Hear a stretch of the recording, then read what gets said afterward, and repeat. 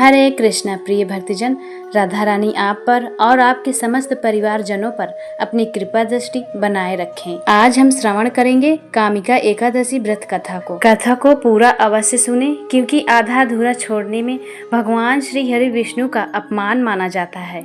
तो लास्ट तक जरूर बने रहिए। पर प्रेम से बोलिए विष्णु भगवान की जय, राधा रानी की जय, समस्त देवी देवताओं की जय।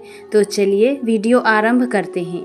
एक बार कुंती पुत्र धर्मराज युधिष्ठिर कहने लगे कि हे भगवान, आषाढ़ शुक्ल देवसैनी एकादशी तथा चतुर्मास महात्म्य मैंने भली प्रकार से सुना है। अब कृपा करके श्रावण मास की कृष्ण एकादशी का क्या नाम है सो बताइए। श्री कृष्ण भगवान कहने लगे कि हे युधिष्ठिर, इस एकादशी की कथा एक समय स्वयं ब्रह्मा जी ने देवर्षि नारद से कही थी, वही मैं तुमसे कहता हूँ। नारद जी ने ब्रह्मा जी से पूछा था कि हे पितामह, श्रावण मास के कृष्ण पक्ष की एकादशी की कथा सुनने की मेरी इच्छा है। उसका क्या नाम है, क्या विधि है और उसका महात्म्य क्या है, सो कृपा करके कहिए।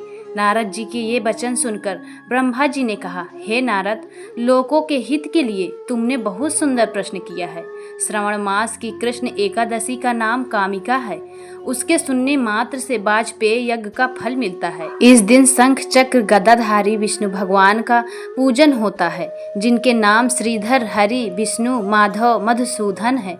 उनकी पूजा करने से जो फल मिलता है सो सुनो। जो फल गंगा, काशी, नैमिषारण्य और पुष्कर स्नान से मिलता है, वह विष्णु भगवान के पूजन से मिलता है।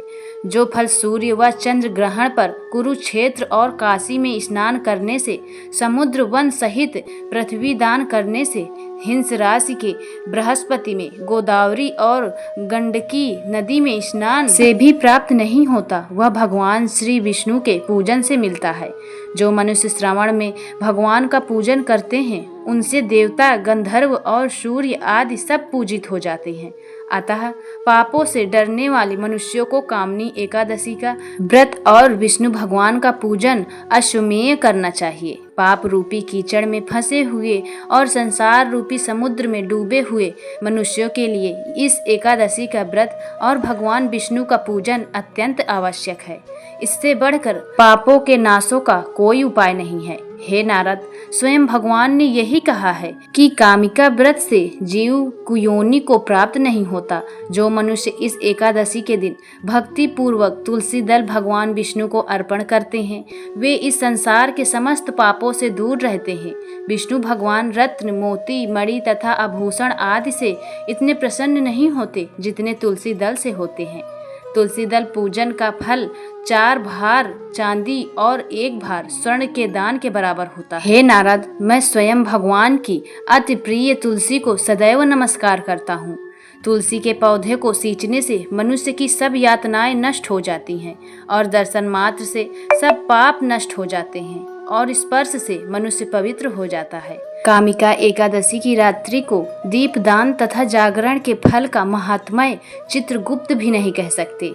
जो इस एकादशी की रात्रि को भगवान के मंदिर में दीपक जलाते हैं, उनके पितर स्वर्गलोक में अमृतपान करते हैं तथा जो घी या तेल का दीपक जलाते हैं, वे 100 करोड़ दीपकों से प्रकाशित होकर सूर्य लोक को जाते हैं। ब्रह्मा जी कहते हैं कि हे नारद, ब्रह्म हत्या तथा भ्रूण हत्या आदि पापों को नष्ट करने वाली इस कामिका एकादशी का व्रत मनुष्य को यत्न के साथ करना चाहिए। कामिका एकादशी के व्रत का महात्म्य श्रद्धा से सुनने और पढ़ने वाला मनुष्य सभी पापों से मुक्त होकर विष्णु लोक को जाता है। कामिका एकादशी व्रत कथा के अनुसार प्राचीन काल में एक गांव में एक बलवान क्षत्रिय रहता था। एक दिन उसका किसी ब्राह्मण से झगड़ा हो गया और गलती से उसने ब्राह्मण की हत्या कर दी। ब्राह्मण की हत्या के बाद क्षत्रिय को अपनी गलती का एहसास हुआ और वह पश्चाताप करने लगा। उसने ब्राह्मण का अंतिम संस्कार करने की कोशिश की, लेकिन गांव के पंडितों ने उसे ऐसा करने से रोक दिया, क्योंकि उस पर ब्रह्म हत्या का दोष था। पंडितों ने उसे प्रायश्चित करने का उपाय बताया, जो कि कामिका एकादशी का व्रत था।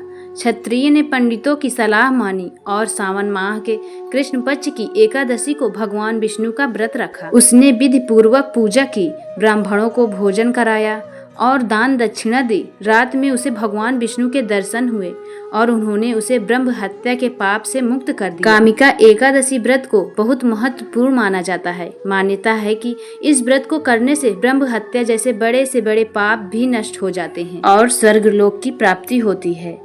तो ये थी कामिका एकादशी व्रत कथा। प्रिय भक्तजन, अगर यह वीडियो आपको अच्छी लगी हो तो वीडियो को लाइक करके सब्सक्राइब कर लें, क्योंकि आपके आशीर्वाद की हमें बहुत आवश्यकता है। मिलते हैं एक और पौराणिक कथा के साथ, तब तक के लिए श्री राधे।